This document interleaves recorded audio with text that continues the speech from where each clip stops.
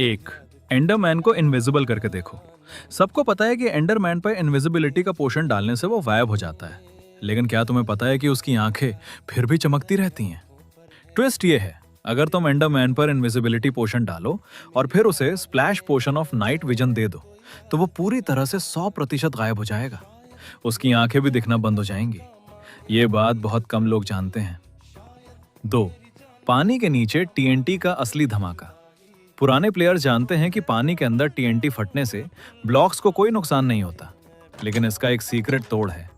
अगर तुम पानी के अंदर टीएनटी एक्टिवेट करो और उसके फटने से ठीक पहले उस पर एक सैंड या ग्रेवल का ब्लॉक गिरा दो, तो टीएनटी पानी के अंदर भी ब्लास्ट करेगा और आसपास के सारे ब्लॉक्स को तबाह कर देगा। 3. कैक्टस है सबसे बड़ा विलन माइनक्राफ्ट में।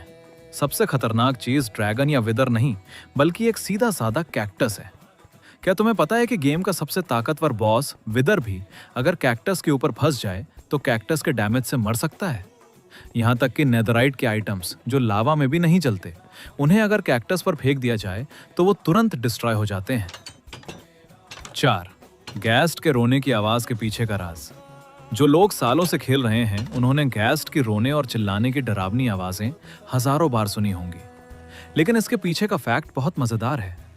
माइनक्राफ्ट के ओरिजिनल साउंड डिजाइनर ने यह आवाज किसी मॉन्स्टर की नहीं, बल्कि अपने पालतू बिल्ली की रिकॉर्ड की थी जब वो अचानक नींद से जाग गई थी।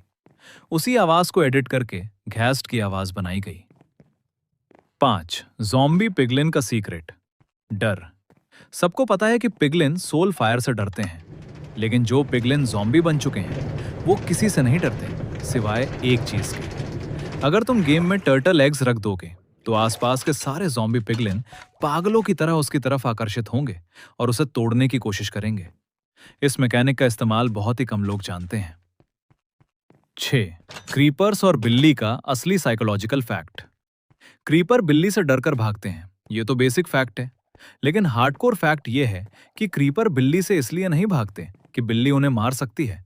असल में माइनक्राफ्ट के कोड के मुताबिक क्रीपर्स को बिल्लियों से फोबिया है। वो बिल्ली को देखते ही अपनी सूझबूझ खो देते हैं और उल्टी दिशा में भागने लगते हैं, भले ही सामने लावा क्यों ना हो। 7. फारलैंड्स का पुराना भूतिया सच। जो प्लेयर्स 2011 से 2012 के आसपास से खेल रहे हैं उन्हें फारलैंड्स के बारे में पता होगा, जहां गेम का नक्शा जनरेट होना बंद हो जाता था और अजीब से ग्लिच आते थे।